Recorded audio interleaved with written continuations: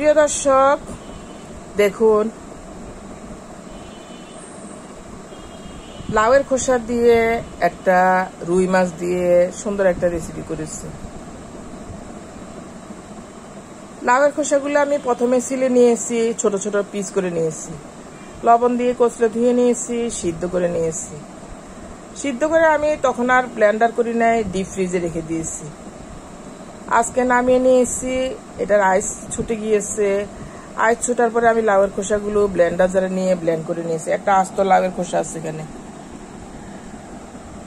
5-6 piece রুই মাছ আছে, একটা টমেটো আছে। চুলায় হাঁড়ি দিয়েছি, অয়েল দিয়েছি, সাথে আমি আদা বাটা, রসুন, পেঁয়াজ, সরিষা বাটা দিয়েছি অল্প পরিমাণে। সবকিছু ভালো করে কষিয়ে নিয়েছি। রুই ফিশগুলো আমি হলুদ আর লবণ মাখিয়ে নিয়েছি, সেখানে ভাজা করে নিয়েছি ভালো করে। উল্টে পাল্টে ভেজে নিয়েছি, তুলে নিয়েছি। মাছগুলো তোলার পরে আমি লাউয়ের খোসাটা ছেড়ে দিয়েছি ব্লেন্ডার জার থেকে। মাখো মাখো করে এটা কিছুক্ষণ কষিয়ে নিয়েছি ভালো করে লাউয়ের খোসাগুলো। প্রিয় দর্শক, যখন আমার লাউয়ের খোসাটা থেকে তেল ছেড়ে দিয়েছে, তেল উপরে উঠে আসছে, তখন আমি ব্লেন্ডার জার থেকে পানিটা দিয়ে দিয়েছি। ব্লেন্ডার জার ধুয়ে পানি দিয়েছি। মাখো মাখো করে লাউয়ের খোসাতে পানি দিয়ে অ্যাড করে দিয়েছি। ভেজে রাখা মাছগুলো ছেড়ে দিয়েছি। ঢাকনা দেইনি, ঢাকনা দেওয়া ছাড়াই এটা খুব দ্রুতই গরম হয়ে গিয়েছে, কারণ আমি পানি বেশি ব্যবহার করিনি, অল্প পানি দিয়েছি। মাছও দিয়ে দিয়েছি একই সাথে, মাছও সিদ্ধ হয়ে এসেছে, পানিটাও শুকিয়ে এসেছে। এ পর্যায়ে আমি টমেটোগুলো অ্যাড করে দিয়েছি। দেখুন দর্শক, লাউয়ের খোসা দিয়ে টমেটো অ্যাড করে রুই ফিশ দিয়ে দুর্দান্ত স্বাদের একটা রেসিপি তৈরি করেছি। রেসিপিটি হওয়ার মাছটা যখন হয়ে এসেছে, সেই মুহূর্তে আমি এখানে গরম মশলার গুঁড়ো অ্যাড করে দিয়েছি কিছু পরিমাণে। আবার যখন আমি মাছটা ভাজা করেছি, তখন সেখানে জিরার ফোড়ন দিয়েছি, রাঁধুনির 5 ফোড়ন দিয়েছি, চা চামচে 1/2 চামচ হবে। সেখানে হলুদ দিয়েছি, আদা রসুন বাটা, পেঁয়াজ কুচি সবকিছু দিয়ে মাছগুলো ভেজে নিয়েছিলাম।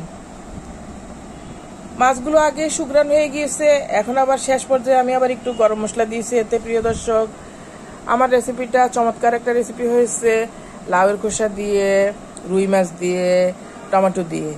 প্রিয় দর্শক, রেসিপিটি আমি খেয়ে দেখেছি, রেসিপিটি খুবই টেস্ট হয়েছে, মনে হয় যেন মাংস তরকারি, এত সুন্দর হয়েছে। প্রিয় দর্শক, আমি আরো একটা খোসার কথা বলি আপনাদেরকে।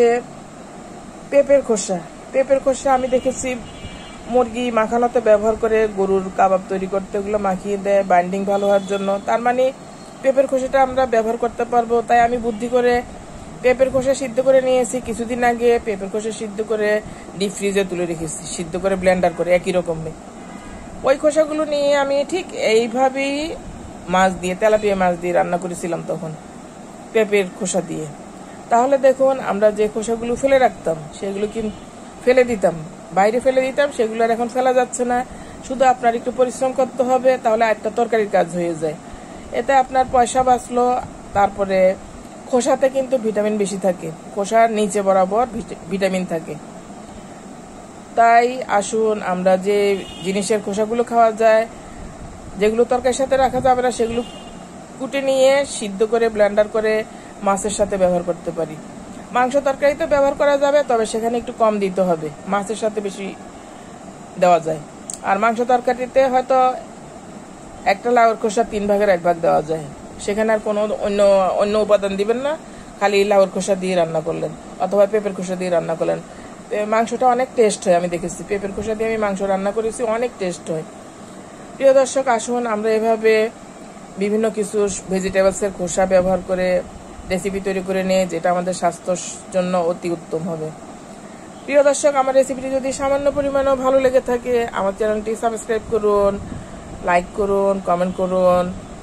আপনাদের সকলের জন্য রইল শুভকামনা। দেখা হবে পরবর্তী কোনো রেসিপিতে। ভালো থাকুন দর্শক। আল্লাহ হাফেজ। আসসালামু আলাইকুম। শুভ বিদায়। পরবর্তী ভিডিও দেখার জন্য আমন্ত্রণ রইল আপনাদের সকলকে।